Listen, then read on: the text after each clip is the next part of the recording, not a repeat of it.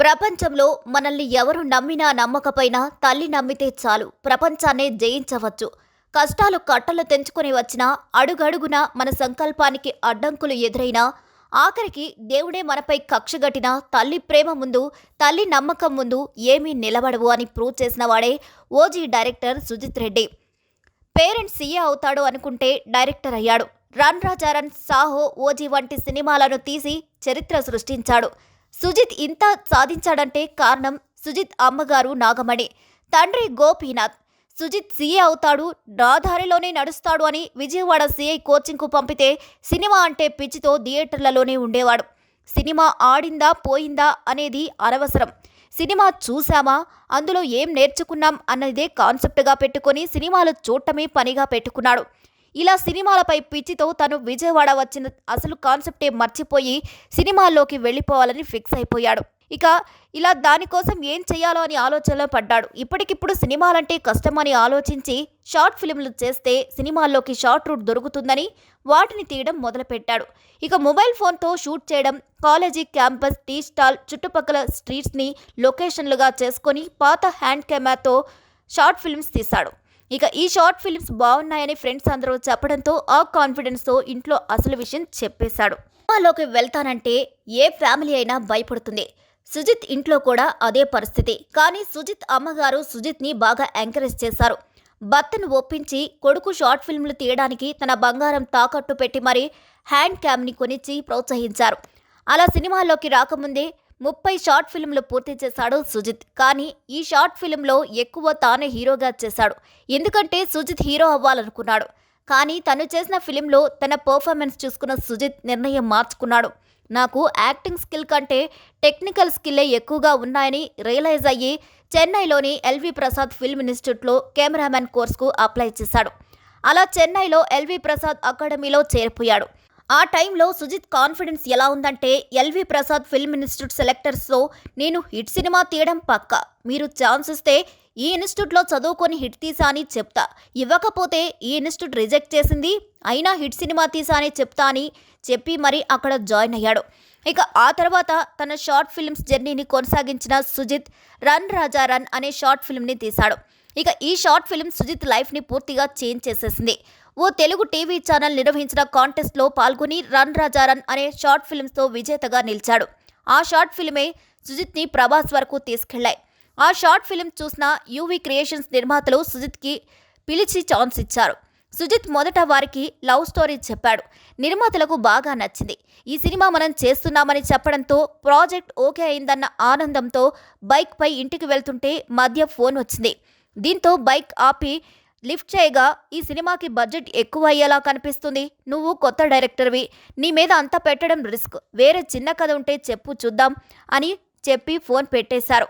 అప్పటి వరకు ఎంతో ఉత్సాహంగా ఉన్న సుజిత్ ఆ ఫోన్తో కుప్పకూలిపోయాడు. అప్పుడే వర్షం కూడా పడుతూ ఉండడంతో రోడ్డు పక్కన కూర్చొని 3 గంటలు ఏడుస్తూనే ఉన్నాడు. బాధను ఎవరికి చెప్పుకోవాలో అర్థం కాక అప్పటికే తనకు మంచి మిత్రుడైన వెన్నెల కిషోర్కి ఫోన్ చేస్తే, పిచ్చోడా, నువ్వు షార్ట్ ఫిల్మ్ గంటలో రాయగలవు, అలాంటి సినిమా కథ ఒక్క రోజులో రాయలేవా అని మోటివేట్ చేయడంతో బైక్ స్టార్ట్ చేస్తుంటే స్టార్ట్ అవ్వడం లేదు. ఏం జరిగిందా అని చూస్తే పెట్రోల్ లేదు. దీంతో సుజిత్కి కోపం కట్టలు తెంచుకొని వచ్చింది. కానీ చేసేదేమి లేక, చేతిలో చిల్లిగవ్వ లేక జూబ్లీహిల్స్ నుంచి ముషీరాబాద్ వరకు బైక్ తోసుకుంటూ వెళ్ళాడు. ఇంటికెళ్ళాక ఓ కథ ఆలోచన వచ్చిన సుజిత్ వెంటనే నిర్మాతకి ఫోన్ చేస్తే రేపే ఆఫీస్కి రా అన్నాడు. ఇక ఇంట్లో కొంచెం ఇబ్బందిగా ఉంది, 3 రోజుల తర్వాత వస్తానని చెప్పి కథ మొత్తం రాసుకొని వెళ్తే ఒక్క సీన్ కూడా మార్చకుండా ఓకే చేసేశారు. అదే run Raja run movie. Sharwanand, Seerat కపూర్లతో తెరకెక్కించిన ఈ రొమాంటిక్ కామెడీ థ్రిల్లర్ 2014 ఆగస్టు 1న రిలీజ్ అయి సూపర్ డూపర్ హిట్ అయింది. అయితే ఇక్కడ మనం మరో విషయం చెప్పుకోవాలి. నిజానికి సుజిత్ సినీ పరిశ్రమకు వచ్చింది లెజెండరీ డైరెక్టర్ పూరి జగన్నాథ్ దగ్గర అసిస్టెంట్ డైరెక్టర్గా పనిచేయాలనే ఆశతో. కానీ పూరిని కలిశాక ఆయన ఇచ్చిన ఒక్క సలహాతో సుజిత్ కెరియర్ను మలుపు తిప్పింది. నీలో కసి ఉంది, కథ చెప్పే నైపుణ్యం ఉంది, నువ్వు ఎవరి దగ్గర అసిస్టెంట్గా పనిచేయడం కాదు, నువ్వే సొంతంగా సినిమాలు తీయడం మొదలుపెట్టాలి అని పూరి గారు ప్రోత్సహించడంతో సుజిత్ను దర్శకుడిగా నిలబెట్టారు. ఇది పక్కన పెడితే రన్ రాజా రన్ సినిమా హిట్తో ప్రభాస్కి సుజిత్పై నమ్మకం పెరిగింది. ఎందుకంటే సుజిత్ సినిమా తీయకముందే ప్రభాస్ సుజిత్ షార్ట్ ఫిల్మ్ చూసి అతనికి ఛాన్స్ ఇవ్వాలనుకున్నాడు. దీంతో తన స్నేహితులైన యూవీ క్రియేషన్స్ వాళ్లతో మాట్లాడి సుజిత్కి ఛాన్స్ ఇప్పించాడు. ఆ తర్వాత బాహుబలి షూటింగ్ టైంలో సుజిత్ను కలిసి ప్రభాస్ సుజిత్ చెప్పిన కథకు బాగా ఇంప్రెస్ అయ్యాడు. ఇదే సాహో మేకింగ్ పరంగా హాలీవుడ్ రేంజ్లో ఉన్న ఈ సినిమా ప్రభాస్ కెరియర్లో వన్ ఆఫ్ ద స్టైలిష్ సినిమాగా చెప్పుకోవచ్చు. అప్పటికే సుజిత్ వయసు 25 ఏళ్లే. ప్రభాస్ సినిమా తీయడం కోసం అప్పటికే ఇండియాలో ఉన్న టాప్ డైరెక్టర్లు అందరూ లైన్లో ఉన్నారు. ఎందరో కథలు వినిపించారు. కానీ ప్రభాస్ ఓ 25 ఏళ్ల కుర్రాడైన సుజిత్ని నమ్మి అతనిపై 350 కోట్ల పెట్టుబడి పెట్టారు. దీంతో అందరిలోనూ ఒకటే అనుమానం, ప్రభాస్ లాంటి బాహుబలితో 350 కోట్లు ఖర్చు పెట్టి తీయగలిగేంత కెపాసిటీ ఆ చిన్నోడిలో ఉందా అని. కానీ బాలీవుడ్ హాలీవుడ్లోనూ టాప్ టెక్నీషియన్లు హ్యాండిల్ చేసి ప్రభాస్ నమ్మకాన్ని నిలబెట్టి సాహో అనిపించుకున్నాడు సుజిత్. ఇక సాహో టీజర్ రిలీజ్ చేయడంతో సుజిత్ గ్రాఫ్ ఒక్కసారిగా పెరిగిపోయింది. టీజర్ని చూసిన షారుఖ్ ఖాన్ సుజిత్కి ఫోన్ చేశాడట. ఆ టైంలో ప్రభాస్ పక్కనే ఉన్నాడట. కాల్ చేసి కలుద్దామని చెప్పి షారుఖ్ ఇల్లు మన్నాత్లో ఆయన్ను కలిశాడు. ఇక ఆ టైంలో సినిమా గురించి మాట్లాడుతూ పొగుడుతూ షారుఖ్ తనకు 11 హగ్గులు ఇచ్చాడట. ఓ సూపర్ స్టార్ పక్కన ఉండగా మరో సూపర్ స్టార్ కాల్ చేసి కలుద్దామని చెప్పడం జీవితంలో మర్చిపోలేనని సుజిత్ ఓ ఇంటర్వ్యూలో షేర్ చేసుకున్నాడు. అయితే సాహో సినిమా మేకింగ్ పరంగా హాలీవుడ్ రేంజ్లో ఉంటుంది. ఈ సినిమా ప్రభాస్ కెరియర్లో వన్ ఆఫ్ ద స్టైలిష్ సినిమాగా చెప్పుకోవచ్చు. అయితే ఈ సినిమా టాక్ మిక్స్డ్గా వచ్చింది. అయినప్పటికీ ప్రొడ్యూసర్లకు లాభాలైతే తెచ్చింది. అయితే ఆ సినిమా మీద నెగిటివ్ టాక్ వచ్చినప్పటికీ సుజిత్ను ఎఫెక్ట్ చేయలేదు.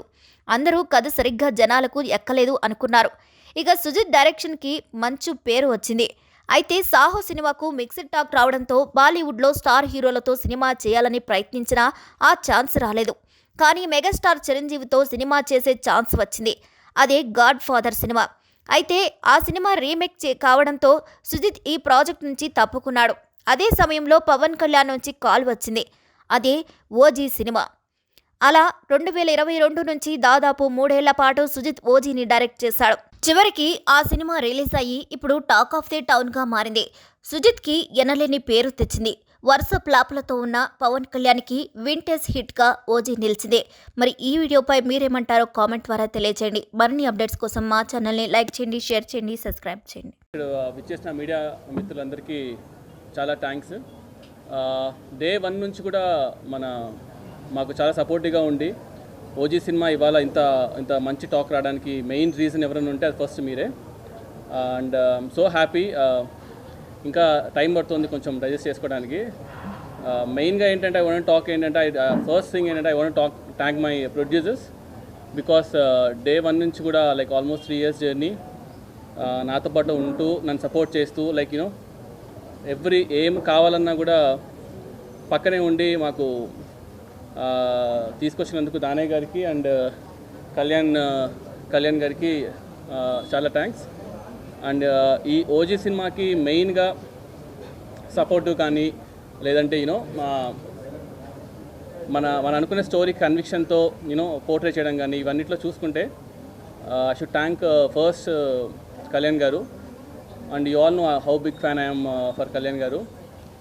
జానీ డేస్ నుంచి లైక్ యూనో ఎప్పుడైనా సరే కళ్యాణ్ గారిని కలిస్తే చాలు అనుకునేవాడిని.